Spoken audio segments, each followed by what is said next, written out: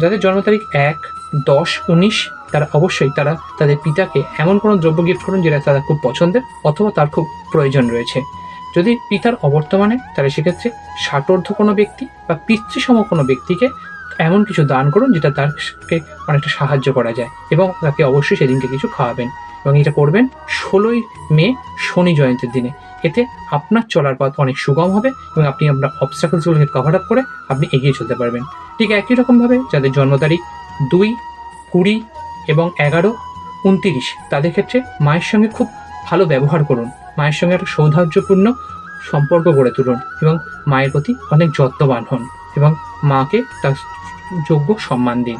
তাহলেই দেখবেন, এবং তার সঙ্গে সঙ্গে মা জগজ্জননীকে একটি জবা ফুল অর্পণ করবেন। এতেই আপনার পথে যা অবস্ট্রাকলস রয়েছে সেই অবস্ট্রাকলসগুলো খুব সহজে এখান থেকে কিন্তু দূরীভূত হবে এবং আপনি আপনার পথে সঠিকভাবে এগিয়ে চলতে পারবেন। যদি ভালো লাগে শেয়ার করবেন, কমেন্ট জানাবেন এবং লাইক দেবেন।